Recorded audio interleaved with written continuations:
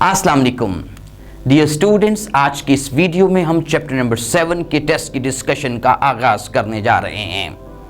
इससे पहले कि मैं टेस्ट को डिस्कस करूं बेटा, एक बुनियादी बात जो मैं पहले भी शेयर कर चुका हूं, आज आपसे रिपीट कर रहा हूं कि as you do more and more practice of MCQs you would become more and more stronger in attempting the MCQs. लिहाजा ये बात याद रख लीजिएगा कि आपकी सेल्फ एफर्ट जो है in doing the maximum MCQs will play a pivotal role in your entry test result. So बेटा अलहम्द की ई बुक्स में से मैक्सिमम MCQs की प्रैक्टिस कीजिए। सर आइए आगाज करते हैं। बेटा हमारा पहला क्वेश्चन क्या है? A particle is in simple harmonic motion with period T. बेटा एक पार्टिकल है और वो सिंपल हार्मोनिक मोशन को परफॉर्म कर रहा है पीरियड टी के साथ। At time T is equal to 0 it is at equilibrium point. जब टाइम 0 के बराबर था तो पार्टिकल कहां पर था? इक्विलिब्रियम पॉइंट पर था। ऑफ द फॉलोइंग टाइम्स, इनमें से कौन से टाइम पर? Eight which time is it farthest, वो दूर तरीन फासले पर होगा from the equilibrium point, equilibrium position से। बेटा ऑप्शंस को डिस्कस करने से पहले मैं ये बताता चलूं आपको कि कब पार्टिकल मीन पर होता है और कब वो अपनी एक्सट्रीम्स पर होता है। आइए यहां से देखते हैं। बेटा देखो, जब टाइम 0 होता है तो पार्टिकल कहां पर है? टाइम 0 पर वो मीन पर है। सर मीन पोजीशन का नाम वो है, जी हाँ, और एक्सट्रीम पोजीशंस ए और ए डैश हैं। तो टाइम 0 पर वाइब्रेटिंग सिस्टम कहां पर है? मीन पर है। T/4 पर कहां पर है? वो एक्सट्रीम पर आ जाता है। और याद रखो T/4 इक्वल किसके होता है? 0.25T ही के इक्वल होता है। लिहाजा T/4 और 0.25T एक ही बात है। तो वो कहां पर होगा बेटा? एक्सट्रीम पर होगा। और जब टाइम 0.5T होगा, सर 0.5T मतलब T/2 टाइम होगा, तो वो दोबारा मीन पर पहुंच जाएगा और 3T/4 टाइम पर एक्सट्रीम पर आ जाएगा। सर 3T/4 मतलब 0.75T। और जब टाइम पीरियड के बराबर होगा तो वाइब्रेटिंग सिस्टम मीन पर पहुंच जाएगा, यानी 0, T/4, T/2, 3T/4 और T। और अब अगली वाइब्रेशन शुरू होगी तो जाहिर है टी में क्या ऐड होगा? T/4 ऐड होगा। तो टी में अगर मैं T/4 ऐड करूं तो कितना बनता है? 1.25T बनता है। वो एक्सट्रीम पर पहुंच जाएगा वाइब्रेटिंग पार्टिकल और 1.5T पर कहां पहुंच जाएगा? मीन पर पहुंच जाएगा। अब सवाल ये पैदा होता है कि इनमें से कौन सी ऑप्शन वो है जिसमें वाइब्रेटिंग सिस्टम फारदेस्ट है मीन पोजीशन से। तो अल्फा ऑप्शन को देखते हैं बेटा। अल्फा ऑप्शन में 0.5T लिखा है। ये ऑप्शन नहीं हो सकती है क्योंकि 0.5T पर वाइब्रेटिंग सिस्टम मीन पर था। ये ऑप्शन रिजेक्ट हो चुकी है। अब मैं चार्ली और डेल्टा को पहले रिजेक्ट करता हूं, फिर बीटा की तरफ आता हूं।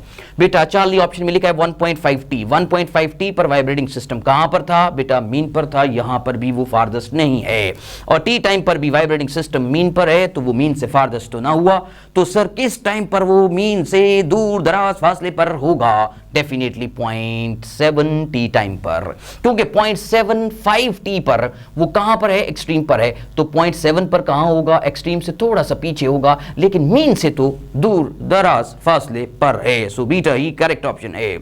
आइए देखते हैं टाइप ऑफ क्वेश्चन 2 क्या है। बेटा an object attach to one end of a spring make 20 oscillations in 10 seconds. बेटा एक ऑब्जेक्ट है, क्वेश्चन नंबर 2 में वो अटैच है किसके साथ? बेटा एक स्प्रिंग के साथ। और वो कितनी ऑसिलेशंस कर रहा है? बेटा 20 ऑसिलेशंस कर रहा है। कितनी देर में? 10 सेकेंड्स में। अच्छा एक ऑसिलेशन का टाइम क्या होता है? Sir time period. अच्छा तो 2 ऑसिलेशंस का टाइम क्या होगा? Sir 2 times time period. अच्छा तो 3 ऑसिलेशंस का टाइम सर 3T होगा। यस।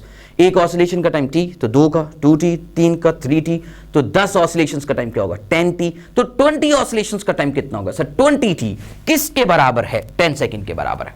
20 ऑसिलेशंस का टाइम 10 सेकंड्स के बराबर है, यानी 20T 10 सेकंड्स के बराबर है। सर तो निकालना क्या है? Angular frequency. तो एंगुलर फ्रीक्वेंसी निकाल रहे हैं तो टाइम पीरियड का क्या चक्कर है यहां पर? भाई एंगुलर फ्रीक्वेंसी का फार्मूला है 2π/T और एंगुलर फ्रीक्वेंसी नहीं निकल सकती जब तक कि आपके पास टाइम पीरियड नहीं होगा। तो यहां से पहले टाइम पीरियड निकालेंगे, फिर हमारे पास एंगुलर फ्रीक्वेंसी आएगी। तो यहां पर आप देख सकते हैं बेटा ये 0 इस 0 से कैंसिल आउट हो जाएगा और टाइम पीरियड किसके बराबर होगा? ये 2 उधर जाकर 1 पे डिवाइड हो जाएगा। टाइम पीरियड आ जाएगा बेटा 1/2 सेकेंड्स। और यही टाइम पीरियड की वैल्यू यहां पर हम पुट करेंगे। 2π वैसे का वैसे ही आ गया, टाइम पीरियड की जगह 1/2 आ गया बेटा। ये 2 बटे के नीचे बटा है, ये ऊपर जाकर इससे मल्टीप्लाई होगा तो रिजल्ट क्या बन जाएगा? 4π रेडियन पर second is the angular frequency. So the correct option is beta. आइए देखते हैं बेटा क्वेश्चन नंबर 3 क्या है। A pendulum is vibrating under the action of periodic force. एक पेंडुलम है, वाइब्रेट कर रहा है, लेकिन मजे की बात यह है कि वो periodic force के जरिए असर वाइब्रेट कर रहा है, मतलब रेजोनेंस में है। क्वेश्चन क्या है? एंड इज इन रेजोनेंस, और वो रेजोनेंस में है with the increase in damping. मतलब आप डैम्पिंग को बढ़ा रहे हो, आप डैम्पिंग को बढ़ा रहे हो, तो क्या होगा भाई? डैम्पिंग को बढ़ाने का मतलब यह है कि आप उसको हैवीली डैम्प सिस्टम बनाने जा रहे हो। Yes sir. तो डैम्पिंग को बढ़ाने का मतलब यह है कि पहले अगर उसकी रेजोनेंस कर्व शार्प थी, डेफिनेटली, यानी डैम्पिंग जब कम थी तो रेजोनेंस कर्व तो एक तो शार्प थी और एक एम्पलीट्यूड भी लार्ज था, क्योंकि रेजोनेंस पर एम्पलीट्यूड मैक्सिमम होता है और रेजोनेंस कर्व भी शार्प होती है, क्योंकि स्मॉल डैम्पिंग एज। आप डैम्पिंग बढ़ाने जा रहे हो तो मतलब डैम्पिंग बढ़ने पर एम्पलीट्यूड डिक्रीज करेगा और रेजोनेंस कर्व में शार्पनेस भी डिक्रीज करेगी। करेक्ट ऑप्शन क्या है Charlie? Amplitude of vibration decreases, resonance curve में sharpness decreases. Sir question number 4 देखते हैं। A weight suspended from an ideal spring oscillates up and down with time period T. बेटा एक wait है, उसको स्प्रिंग के साथ अटैच किया गया है, स्प्रिंग आइडियल है और वो वाइब्रेट कर रहा है टाइम पीरियड टी के साथ। If the amplitude of oscillation is doubled, अब वाइब्रेटिंग मैस स्प्रिंग सिस्टम जो है उसको आपने खींचा, एक्सट्रीम पोजीशन पर लेकर गए और वो वाइब्रेट करना शुरू हो गया। अब आपने क्या किया कि आपने एम्पलीट्यूड ऑफ वाइब्रेशन बढ़ा दिया है। एम्पलीट्यूड बढ़ाने से टाइम पीरियड क्या करेगा? बेटा मेरी बात सुनो, ये जो सिंपल पेंडुलम होता है ना और मैस अटैच टू स्प्रिंग है, मेरे बेटा याद रख लो ये दोनों आइसोक्रोनस वाइब्रेटिंग सिस्टम्स हैं और इन दोनों का जो टाइम पीरियड होता है ना वो एम्पलीट्यूड से आज़ाद होता है। सर टाइम पीरियड का फार्मूला क्या है? टाइम पीरियड का formula mass attach to spring के टाइम पीरियड का फार्मूला 2πm/k अंडर रूट। यहां कहीं पर आपको x नॉट नजर आ रहा है? No sir. तो मतलब आप क्या कहना चाहते हैं sir? Time period is independent of amplitude. Time period amplitude से आजाद है, लिहाजा इट वुड नॉट चेंज, वो टी ही रहेगा। करेक्ट ऑप्शन कौन सी है बेटा? Alpha is the correct option. आइए बेटा क्वेश्चन नंबर 5 देखते हैं। बेटा क्वेश्चन नंबर 5 क्या है? इन सिंपल हार्मोनिक मोशन। बेटा सिंपल हार्मोनिक मोशन में the displacement is maximum when the displacement जब मैक्सिमम होता है तब बताइए एक्सेलरेशन या वेलोसिटी या काइनेटिक एनर्जी की क्या सिचुएशन होगी? सर डिस्प्लेसमेंट कहाँ मैक्सिमम होता है? मेरे बेटा डिस्प्लेसमेंट जो है वो एक्सट्रीम पर मैक्सिमम होता है। डिस्प्लेसमेंट एक्सट्रीम पर जब मैक्सिमम होता है तो ऑप्शन अल्फा में क्या लिखा है? Acceleration is zero. बेटा ये झूठ है, क्योंकि जब डिस्प्लेसमेंट मैक्सिमम होता है तो एक्सेलरेशन भी मैक्सिमम होता है। ये गलत है कि वो जीरो होगा, गलत है ये ऑप्शन। बीटा ऑप्शन देखते हैं, वेलोसिटी इज मैक्सिमम। बेटा ये भी ऑप्शन गलत है, उसकी वजह यह है कि जब डिस्प्लेसमेंट मैक्सिमम होता है तो वेलोसिटी जीरो होती है। बेटा एक्सट्रीम पोजीशन पर वेलोसिटी जीरो होती है, ऑप्शन भी गलत है। चार्ली ऑप्शन में देखते हैं, जब डिस्प्लेसमेंट मैक्सिमम होता है तो चार्ली में लिखा है वेलोसिटी जीरो होती है, यही ऑप्शन दुरुस्त है। Charlie is the correct option here sir. और डेल्टा को भी सर रिजेक्ट कीजिए। डेल्टा में कहा है कि जब डिस्प्लेसमेंट मैक्सिमम होता है तो काइनेटिक एनर्जी इज मैक्सिमम, ये भी झूठ है बेटा। जब डिस्प्लेसमेंट मैक्सिमम होता है तो काइनेटिक एनर्जी जीरो होती है। चार्ली ही करेक्ट ऑप्शन है। आइए बेटा देखते हैं question number 6। A particle elongates 9.8 centimeter when it is suspended vertically and a block of mass capital M is hung on it. बेटा एक सर्टेन स्प्रिंग है और उसमें elongation पैदा हुआ है। कितना सर? 9.8 सेंटीमीटर का। सर कब? जब उसके साथ एक मैस को अटैच किया गया है। सर इसका मतलब ये है कि ये स्प्रिंग था, जी हाँ, इसके साथ हमने कैपिटल एम मैस को अटैच किया और इसमें elongation प्रोड्यूस हो गया है। elongation को हम L से भी रिप्रेजेंट करते हैं, X से भी रिप्रेजेंट करते हैं। यहाँ पर मैंने elongation को X से रिप्रेजेंट किया है। elongation कितना है बेटा? 9.8 सेंटीमीटर का है। The natural angular frequency of this vibrating block spring system is, इस वाइब्रेटिंग ब्लॉक स्प्रिंग सिस्टम की नेचुरल एंगुलर फ्रीक्वेंसी बतानी है। सर तो एंगुलर फ्रीक्वेंसी का फार्मूला क्या है? √k/ma। सर लेकिन यहां पर हमारे पास k की वैल्यू तो है ही नहीं है, ना m की वैल्यू है, तो सर कैसे सॉल्व करेंगे? बेटा सॉल्व करने के लिए हमें k की वैल्यू पुट करनी पड़ेगी। भाई इसमें elongation प्रोड्यूस क्यों हुआ है? सर वेट की वजह से, उसके वजन की वजह से। तो यानी आप ये कहना चाहते हैं कि यहां पर जो mg है वो kx के बराबर है। जी हाँ, mg ही हुक्स लॉ के मुताबिक kx के बराबर है। तो k यहां पर किसके बराबर आएगा? सर k बराबर आ जाएगा mg के बटे में ये x आ जाएगा, mg/x के बराबर आएगा। यहां पर मैं k की वैल्यू पुट करता हूं बेटा। k की वैल्यू क्या है, mg, ये k की जगह पर क्या आएगा, mg ओवर x, ये mg आ गया बेटा, और ये बटे में आ गया x, और ये यहां पर क्या आएगा सर, यहां पर सर वैल्यू आएगी कैपिटल M की, वैसे का वैसे ही वो लिख दिया जाएगा। अब मुझे ये बताइए कि क्या ये कैपिटल M से कैंसिल आउट हो जाएगा, यस सर। तो एंगुलर फ्रीक्वेंसी किसके बराबर आ गई बेटा, g ओवर x के बराबर आ गई। अब मुझे ये बताइए कि g की वैल्यू कितनी है सर, 9.8 है, और x की वैल्यू कितनी है, x की वैल्यू 9.8 सेंटीमीटर है। तो g की वैल्यू 9.8 पुट की बेटा, और नेचुरल एंगुलर फ्रीक्वेंसी और x की वैल्यू कितनी है, 9.8 इंटू 10 की पावर -2, क्योंकि ये सेंटी में है। तो यहाँ पर ये 9.8 से कैंसिल आउट हो गया, 10 की पावर -2 ऊपर चला जाएगा बेटा, तो कितना हो जाएगा, 10 की पावर +2, 10 की पावर +2 का मतलब क्या है 100, और 100 का रूट कितना होता है 10 रेडियन पर second is the correct option, that is alpha is the correct option. लेकिन यहां पर एक गलत परसेप्शन जनरेट होने जा रही है, और वो ये है कि वाइब्रेटिंग मैस स्प्रिंग सिस्टम की एंगुलर फ्रीक्वेंसी जी पर डिपेंड करती है। ये गलत कॉन्सेप्ट है।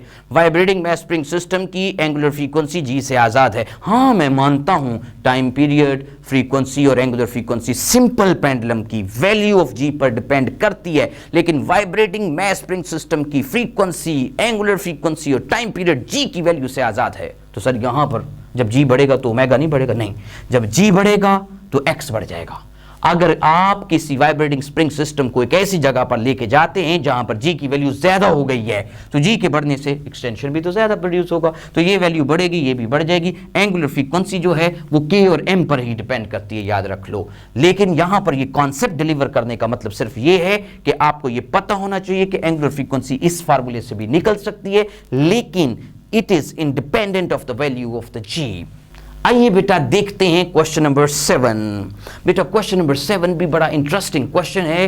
सर क्या है स्टेटमेंट, अब the bob of a simple pendulum having length L is displaced from the mean position to an angular position theta with respect to the vertical.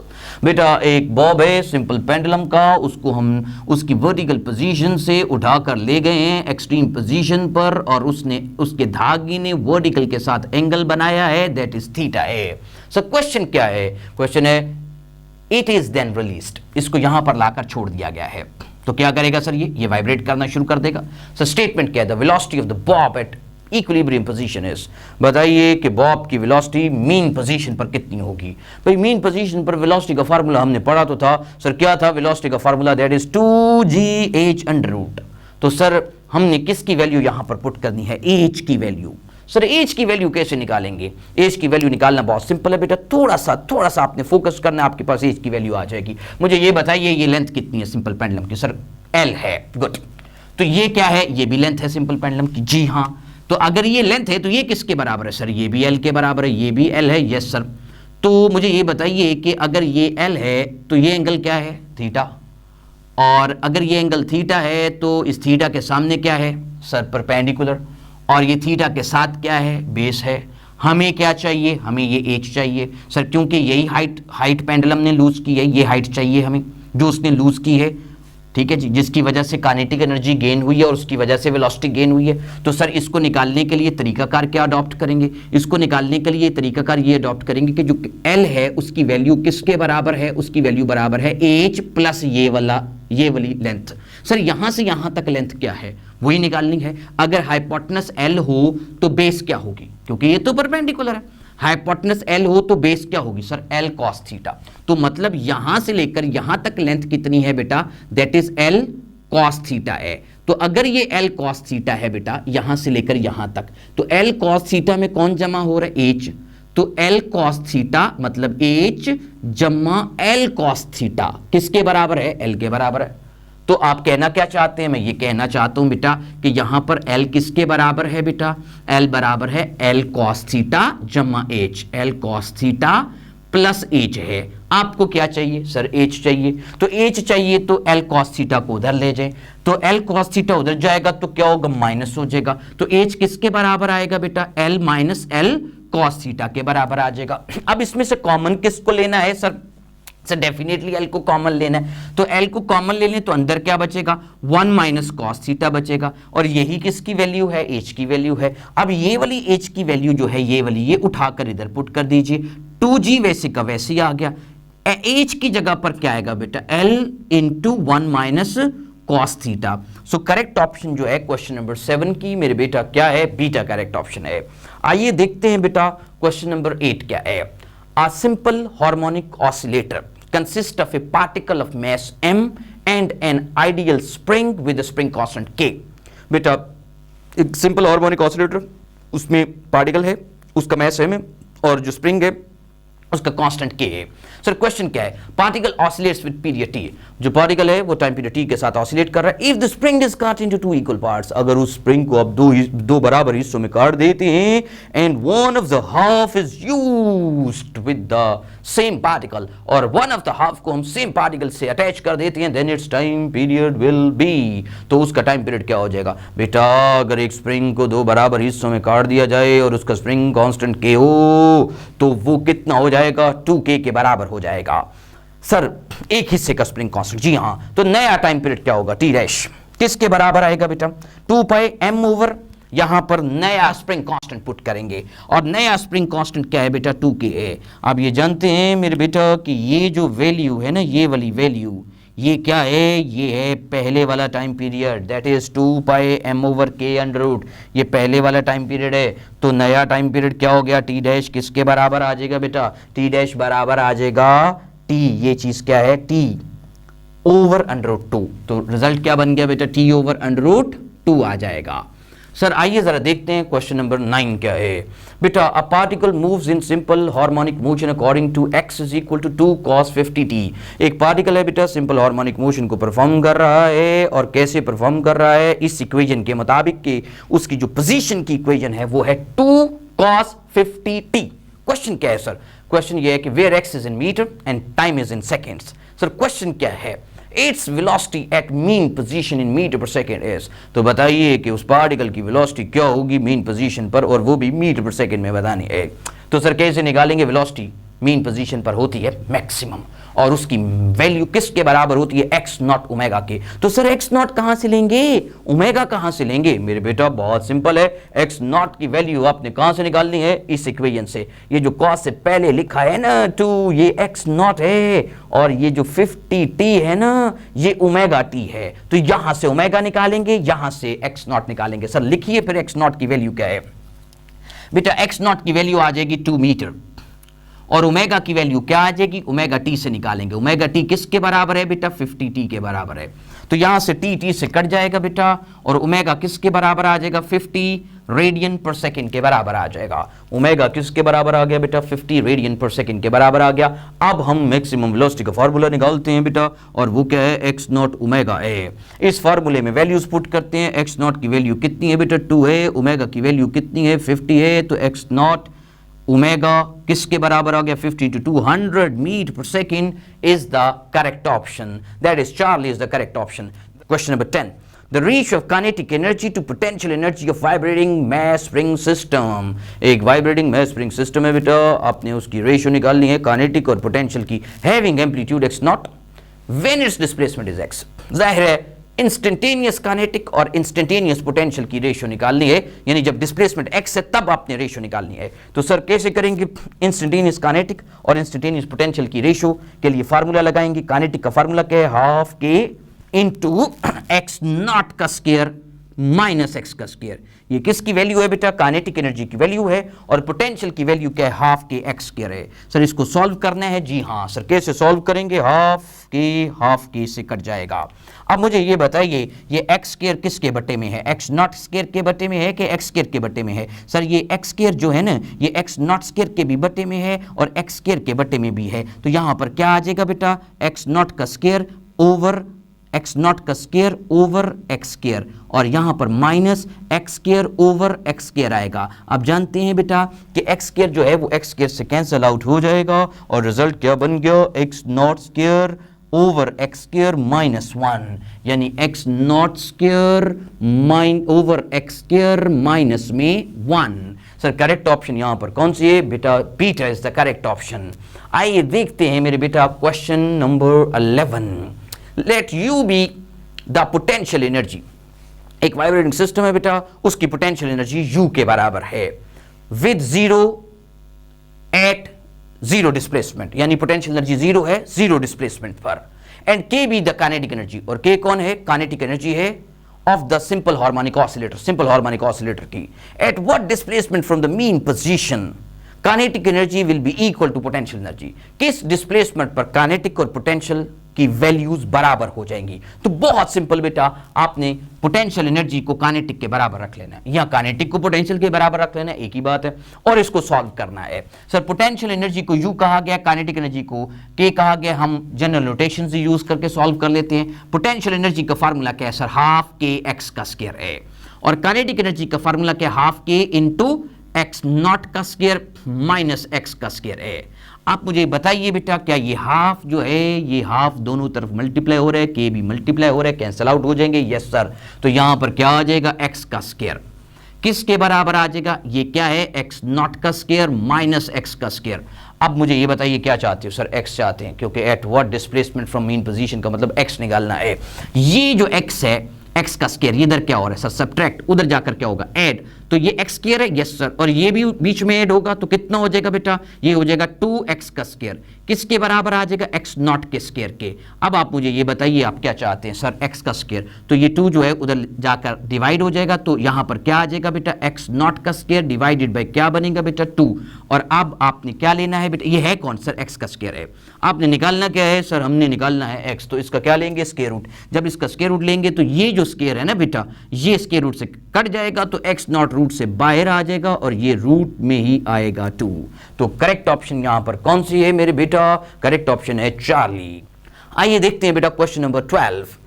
A 0.25 kg block attached to the end of a spring constant 200 Newton per meter oscillates and performs simple harmonic motion। बेटा 0.25 kg का block है, वो एक spring से attach है, और spring का spring constant 200 Newton पर मीटर है, और वो ऑसिलेट कर रहा है ब्लॉक जो है, और वो सिंपल हार्मोनिक मोशन को परफॉर्म कर रहा है। If the system has energy of 6 joule, system की टोटल एनर्जी 6 जूल है, देन एम्पलीट्यूड ऑफ ऑसिलेशन बताइए क्या होगा? बेटा एम्पलीट्यूड ऑफ ऑसिलेशन कहां से निकालेंगे? टोटल एनर्जी का फार्मूला लगाएंगे बेटा। टोटल एनर्जी का फार्मूला क्या होता है? हाफ के एक्स नॉट का स्क्वायर बराबर किसके है? 6 के। यहां से हम एक्स नॉट के लिए प्रोसीड करेंगे। सर 2 को उधर लेकर जाइए, 2 उधर जाकर क्या करेगा बेटा? 6 से मल्टीप्लाई होगा, तो यहां पर क्या आ जाएगा? 2 × 6, और के यहां पर मल्टीप्लाई हो रहा है, उधर जाकर क्या हो जाएगा बेटा? डिवाइड हो जाएगा। सर के की वैल्यू यहां पर हम पुट करेंगे बेटा। के की वैल्यू कितनी है बेटा? के की वैल्यू है 200। अब मुझे आपने बताना है 2 को किस से मल्टीप्लाई करूंगे? 200 है सर, 2 को 1 से मल्टीप्लाई करके यहां पर 2 × 1 क्या आएगा? 2 आ जाएगा, और ये 2 0 साथ जुड़ जाएंगे, तो बेटा ये कितना आ गया? 6/100। अब 6/100 को आपने सॉल्व करना है बेटा। आप मुझे ये बताइए कि 2 कितनी दफा 6 होगा सर? 3 और 2 कितनी दफा 100 होगा बेटा? 50। तो यहां पर क्या आ गया बेटा? 3/50। ये कौन है? एक्स नॉट है कि एक्स नॉट का स्क्वायर है? सर एक्स नॉट का स्क्वायर है, तो इसका स्क्वायर रूट लेंगे, तो स्क्वायर रूट लेंगे तो इसके ऊपर क्या आएगा? स्क्वायर रूट आ जाएगा। तो 3/50 किस में आ गया बेटा? स्क्वायर रूट में आ गया। एक्स नॉट के ऊपर जो स्क्वायर है वो स्क्वायर रूट से कैंसिल आउट हो चुका है। सर आप मुझे ये बताइए कि √3 को मैं वैसे का वैसे लिख रहा हूं, मुझे ये बताइए कि 49 का स्क्वायर रूट कितना होता है सर? 7। तो 50 is very close to 49, very close to 49। तो इसका मतलब ये कि 50 का स्क्वायर रूट भी तकरीबन कितना बनेगा? 7.0 समथिंग बनेगा, तो अप्रॉक्सीमेटली 7 आएगा बेटा यहां पर। सो यहां पर एम्पलीट्यूड कितना बन जाएगा? √3/7 मीटर। So correct option question number 12 की क्या है बेटा? Charlie A. Thank you very much बेटा। ये थी आज की हमारी वीडियो। इस पेपर से रिलेटेड जो मजीद MCQs हैं बेटा, वो नेक्स्ट वीडियो में हम शेयर करेंगे। थैंक यू, अल्लाह हाफिज़।